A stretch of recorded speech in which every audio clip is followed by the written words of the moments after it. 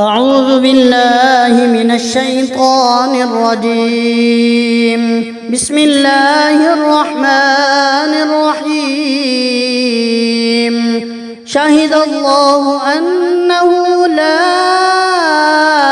إله إلا هو والملائكة وأولو العلم قائما بالقسط. لا إله إلا هو العزيز الحكيم. إن الدين عند الله الإسلام وأنا العبد الضعيف المذنب العاصي المحتاج الحقير. أشهد لمنعمي وخالقي ورازقي ومكرمي كما شهد لذاته وشهدت له الملائكة وأولو العلم من عباده بأنه لا إله إلا هو ذو النعم والإحسان والكرم والامتنان. قادر أزلي عالم أبدي حي أحدي موجود سرمدي سميع بصير. مريد كاره مدرك صمدي يستحق هذه الصفات وهو على ما هو عليه في عز صفاته.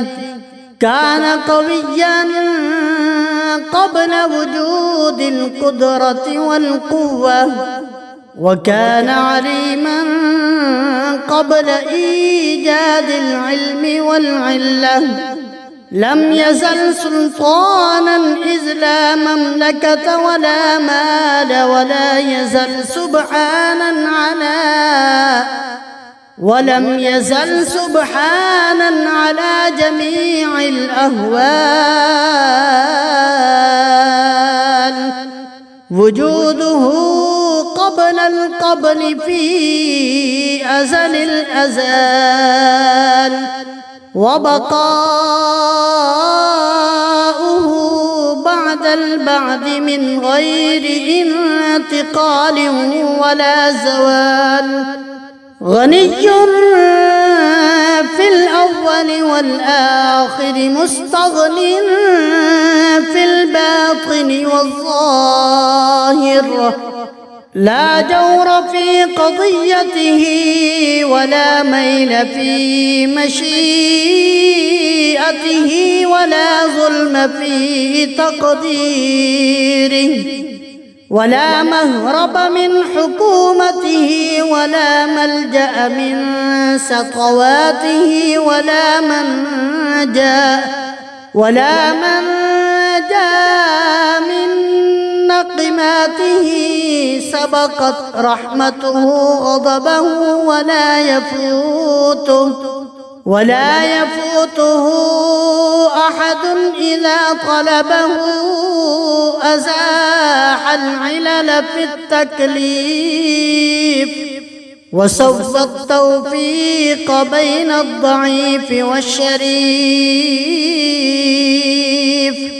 مكن أداء المأمور وسهل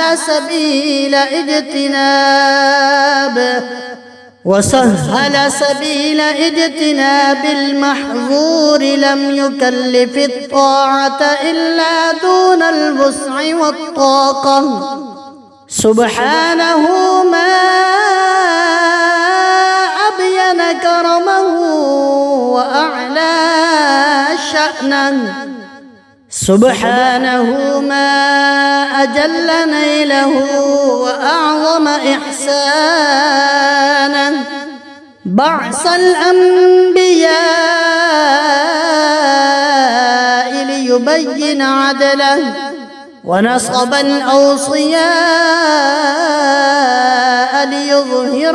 رسوله وفضله وجعلنا من أمة سيد الأنبياء وخير الأولياء وأفضل الأصفياء وأعلى الأزكياء محمد صلى الله عليه وآله وسلم. آمنا به وبما دعانا إليه وبالقرآن الذي أنزله عليه وبوصيه الذي نصبه يوم الغدير.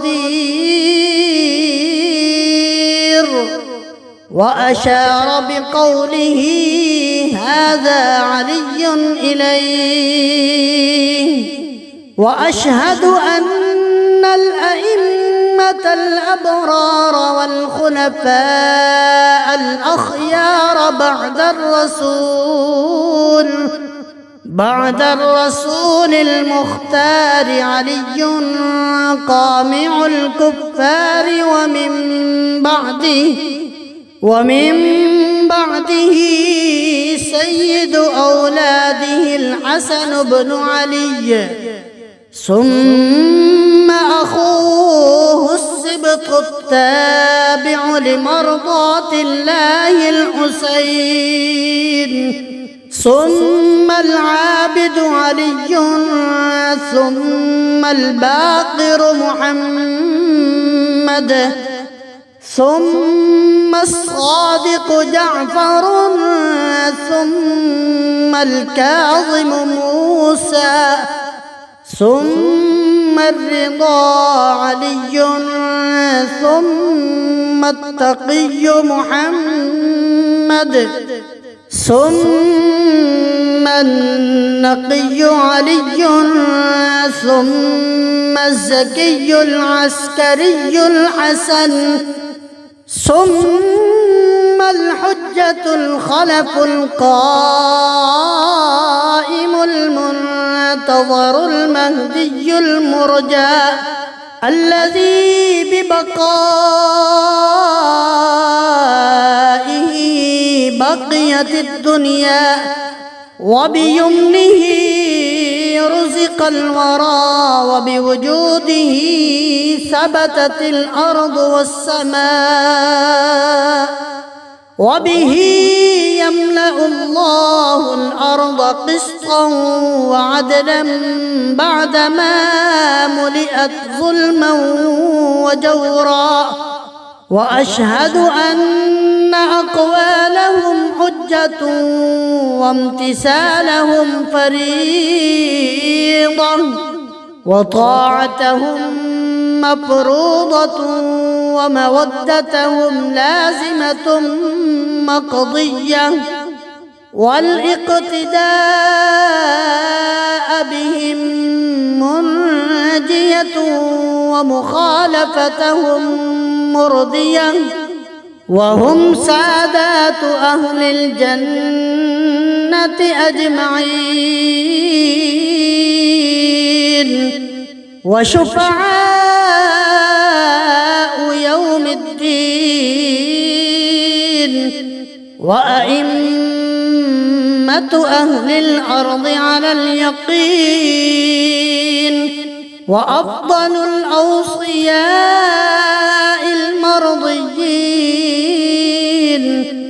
وأشهد أن الموت حق ومساءلة القبر حق والبعث حق والنشور حق والصراط حق والميزان حق والحساب حق والكتاب حق والجنة حق والنار حق وأن الساعة آتية لا ريب فيها وأن الله يبعث من في القبور.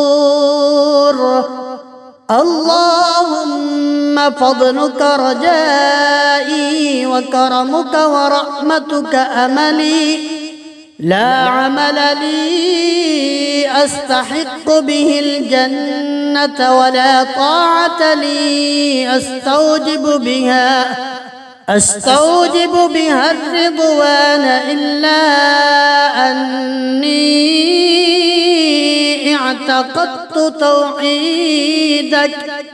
توحيدك وعدلك وارتجيت إحسانك وفضلك وتشفعت إليك بالنبي وآله من أحبتك وأنت أكرم الأكرمين وأرحم الراحمين.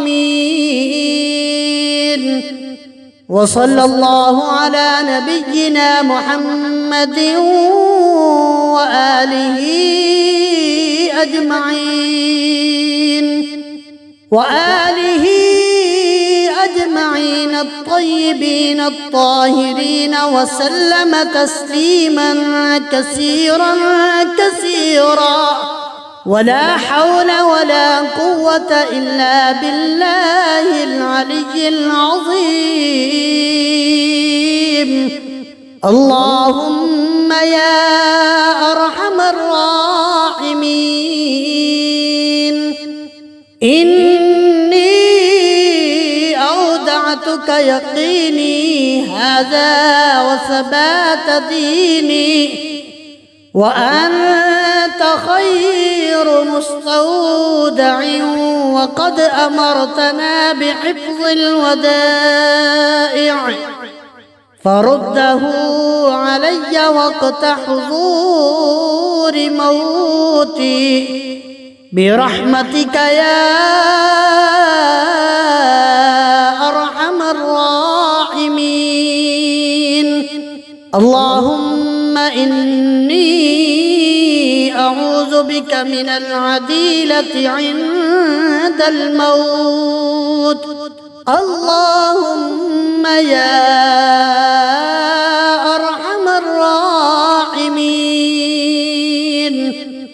إني قد أودعتك يقيني هذا وثبات ديني وأنت خير مستودع وقد أمرتنا بحفظ الودائع فرده علي وقت حضور موتي. رضيت بالله ربا وبمحمد صلى الله عليه وآله نبيا وبالإسلام دينا وبالقرآن كتابا وبالكعبة قبلة وبعلي وليا وإماما وبالحسن والحسين وعلي بن الحسين ومحمد بن علي وجعفر بن محمد وموسى بن جعفر وعلي بن موسى ومحمد بن علي وعلي بن محمد والحسن بن علي والحجة بن الحسن صلوات الله عليهم أئمة. اللهم إني رضيت بهم أئمة فارضني لهم إنك على كل شيء قدير. شهد الله أنه لا إله إلا هو والملائكة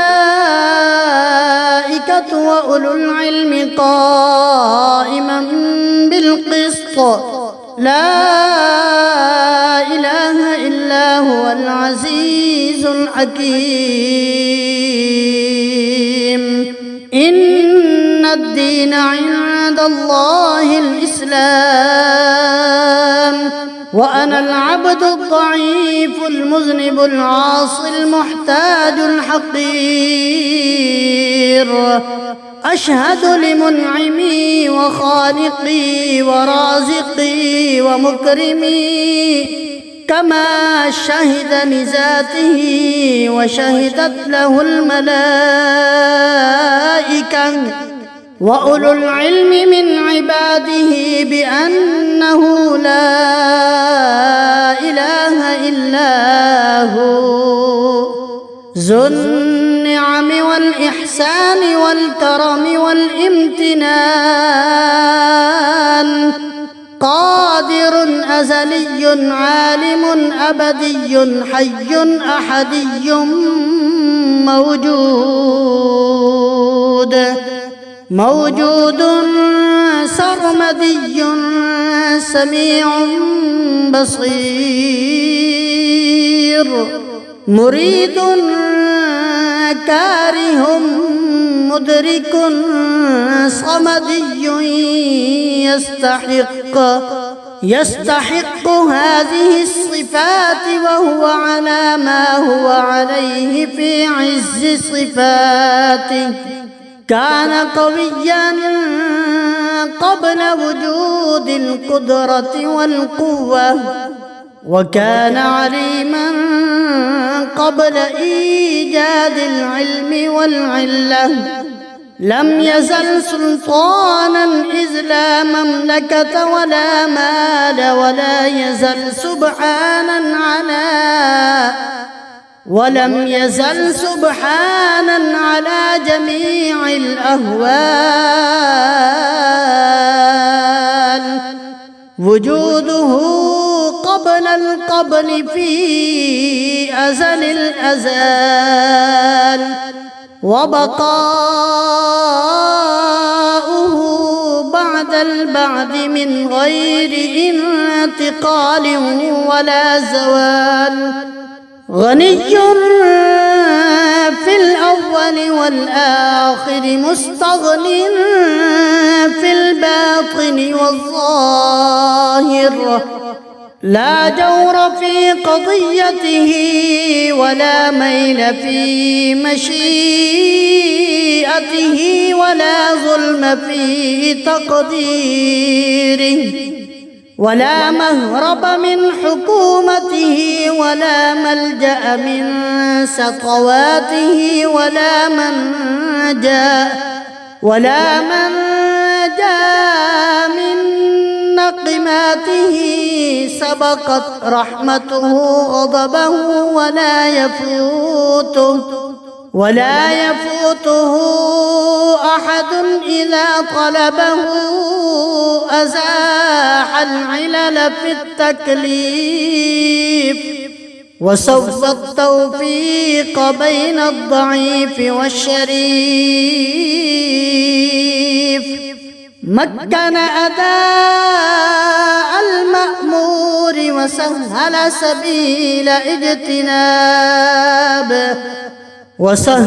سبيل اجتناب المحظور، لم يكلف الطاعة إلا دون الوسع والطاقة، سبحانه ما أبين كرمه وأعلى شأنه، سبحانه ما أجل نيله وأعظم إحسانه، بعث الأنبياء ليبين عدله، ونصب الأوصياء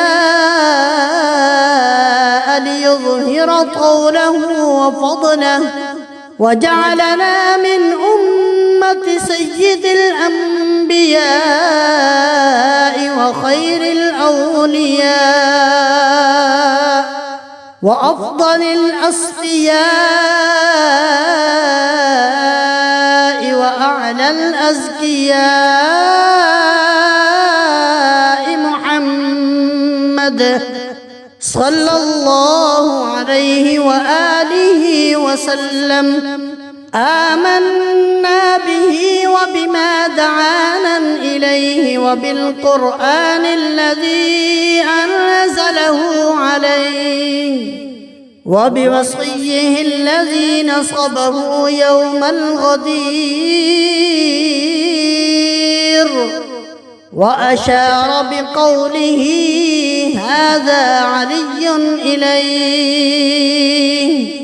وأشهد أن الأئمة الأبرار والخلفاء الأخيار بعد الرسول المختار علي قامع الكفار، ومن بعده سيد أولاده الحسن بن علي، ثم أخوه السبط التابع لمرضاة الله الحسين، ثم العابد علي، ثم الباقر محمد،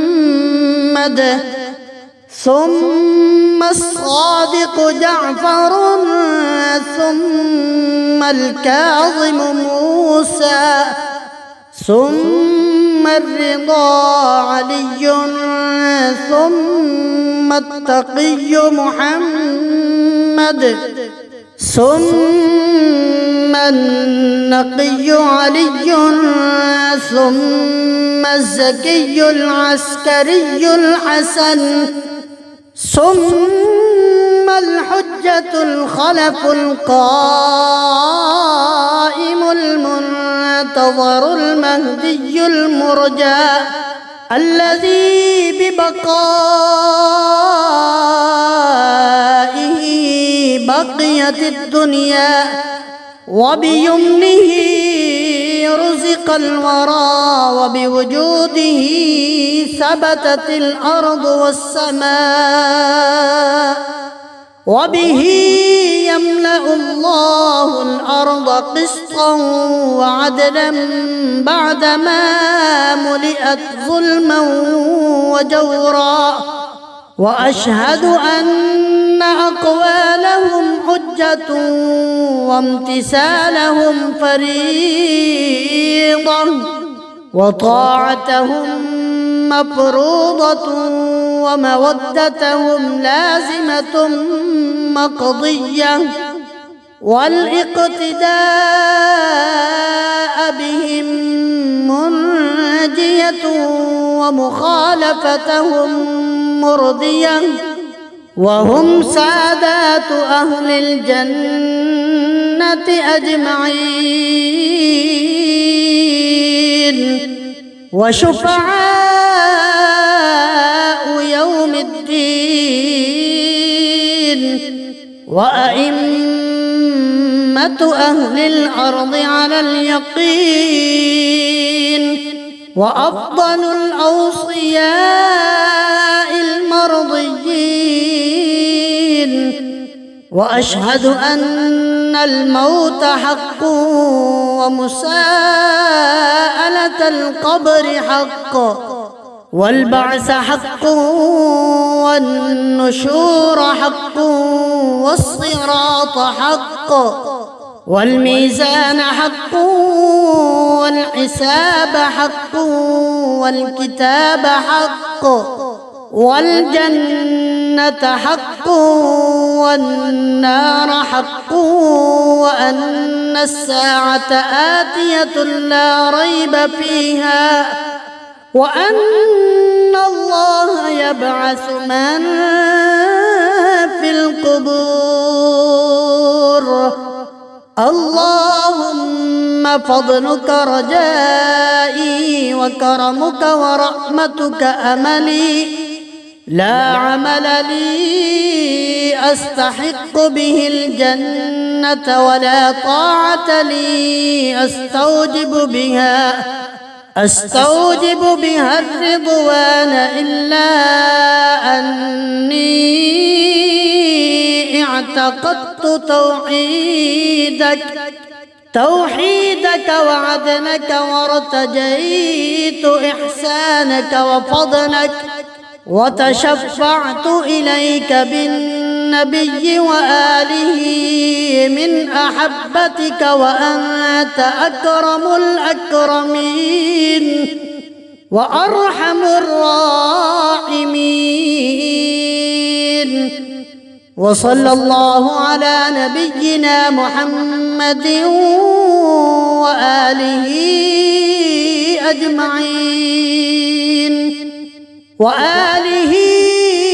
أجمعين الطيبين الطاهرين وسلم تسليما كثيرا كثيرا. ولا حول ولا قوة إلا بالله العلي العظيم. اللهم يا أرحم الراحمين،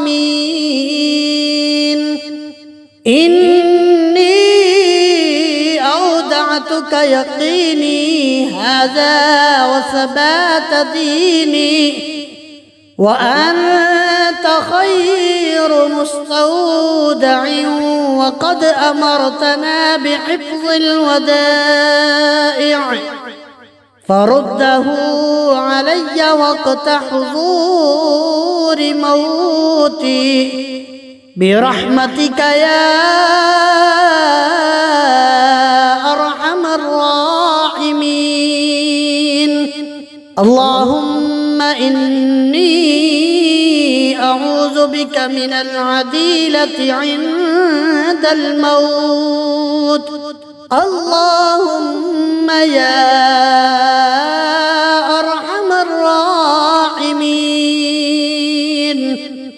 إني قد أودعتك يقيني هذا وثبات ديني، وأنت خير مستودع وقد أمرتنا بحفظ الودائع، فرده علي وقت حضور موتي.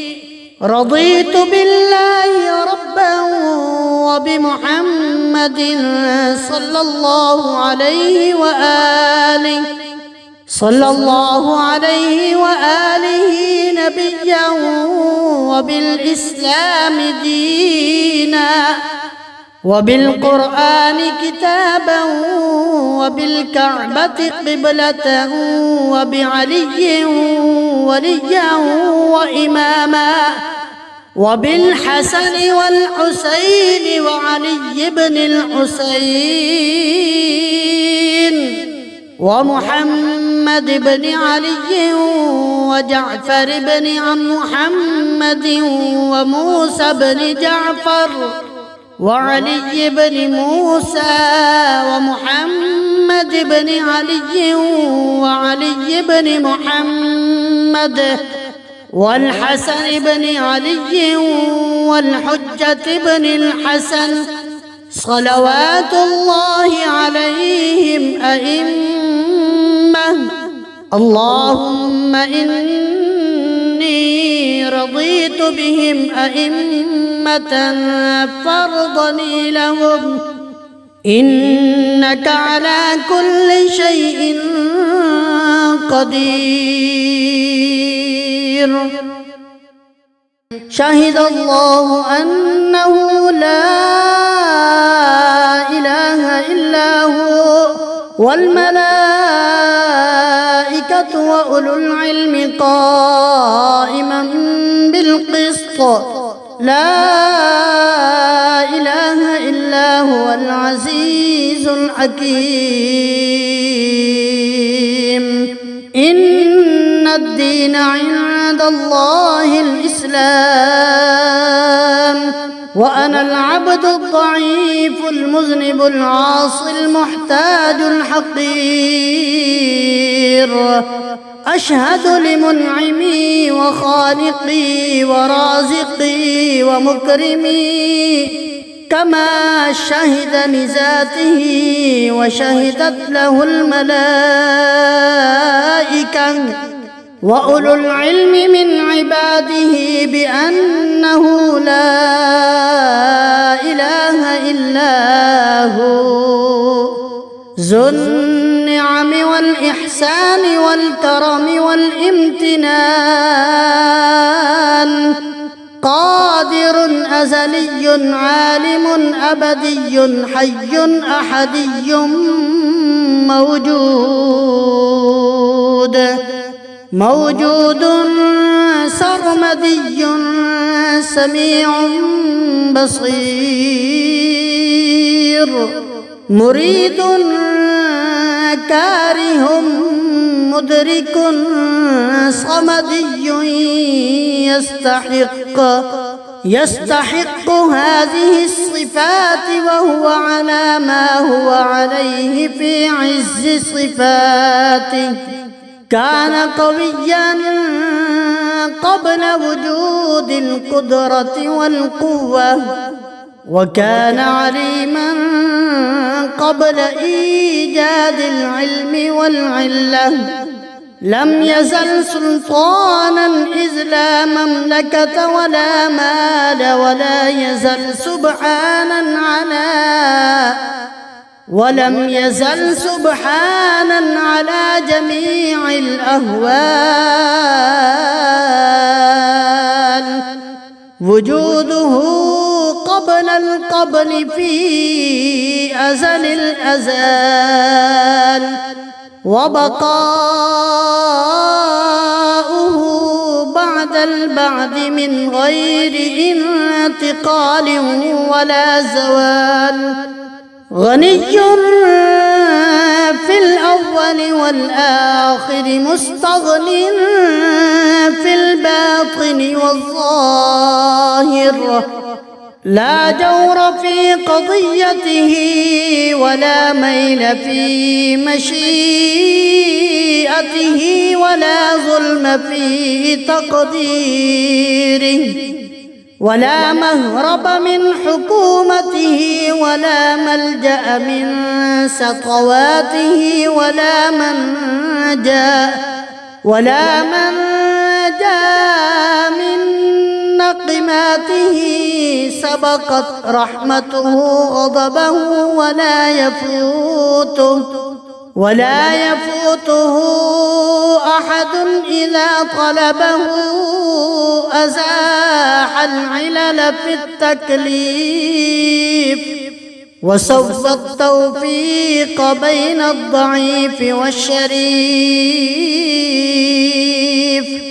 مكن أداء المأمور، وسهل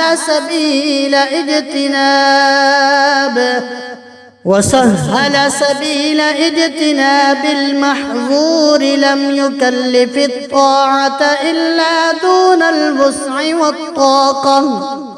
سبحانه ما أبين كرمه وأعلى شأنه، سبحانه ما أجل نيله وأعظم إحسانه. بعث الأنبياء ليبين عدله، ونصب الأوصياء ليظهر طوله وفضله. وجعلنا من أمة سيد الأنبياء وخير الأولياء وأفضل الأصفياء وأعلى الأزكياء محمد صلى الله عليه وآله وسلم. آمنا به وبما دعانا إليه، وبالقرآن الذي أنزله عليه، وبوصيه الذي نصبه يوم الغدير. وأشار بقوله هذا علي إليه. وأشهد أن الأئمة الأبرار والخلفاء الأخيار بعد الرسول المختار علي قامع الكفار،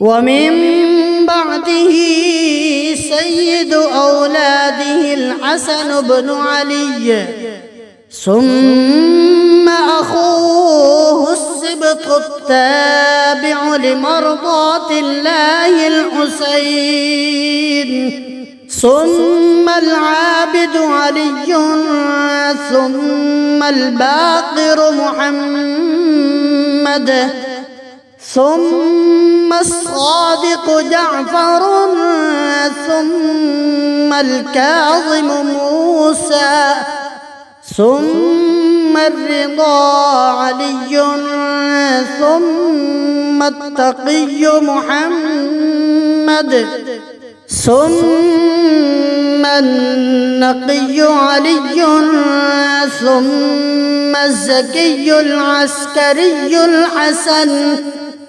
ثم الحجة الخلف القائم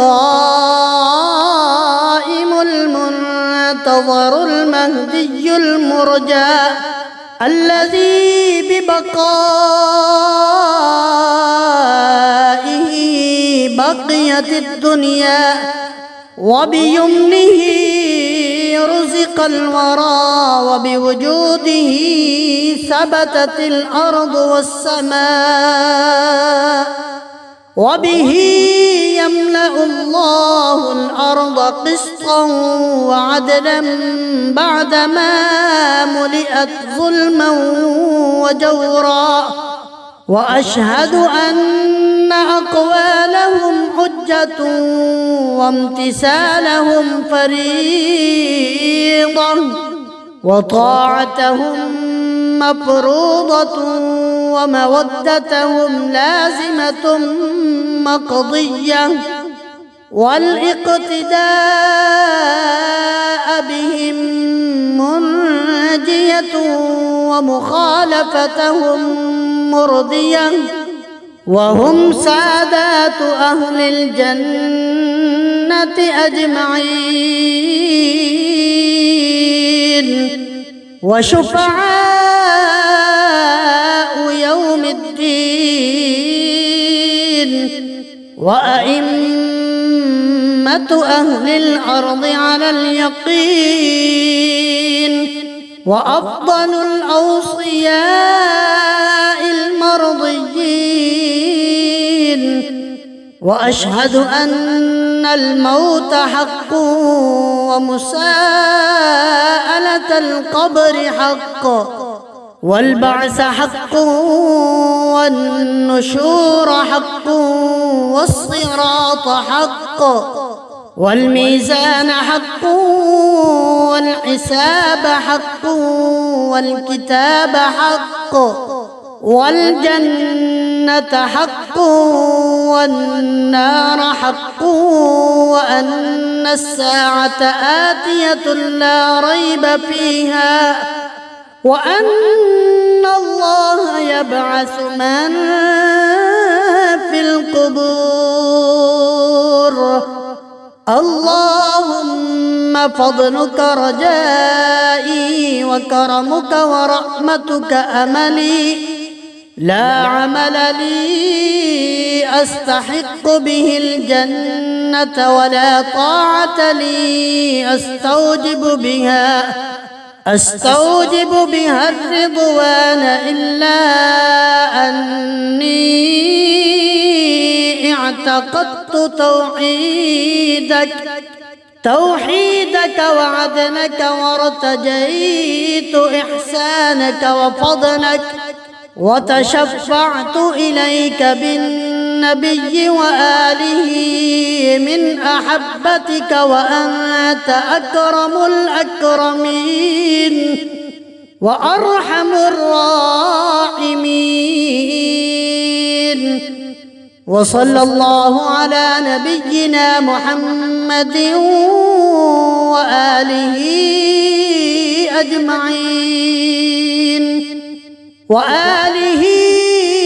أجمعين الطيبين الطيبين الطاهرين وسلم تسليما كثيرا كثيرا.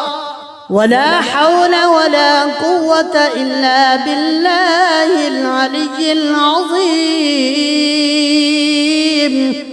اللهم يا أرحم الراحمين، إني أودعتك يقيني هذا وثبات ديني، وأنت خير مستودع، وقد أمرتنا بحفظ الودائع،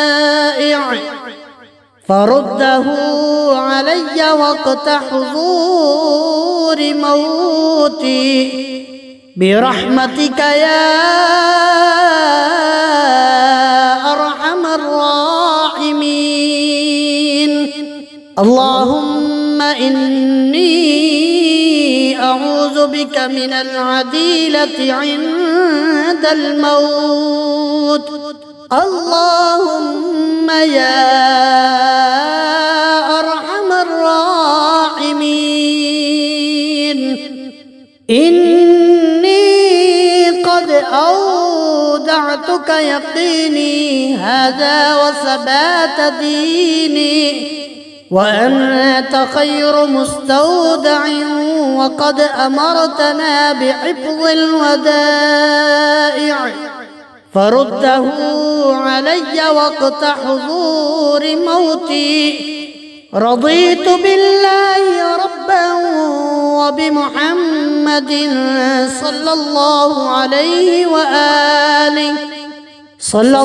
عليه وآله نبيا، وبالإسلام دينا، وبالقرآن كتابا، وبالكعبة قبلة، وبعلي وليا وإماما، وبالحسن والحسين وعلي بن الحسين ومحمد بن علي وجعفر بن محمد وموسى بن جعفر وعلي بن موسى ومحمد بن علي وعلي بن محمد والحسن بن علي والحجة بن الحسن صلوات الله عليهم أئمة. اللهم إني رضيت بهم أئمة فارضني لهم، إنك على كل شيء قدير.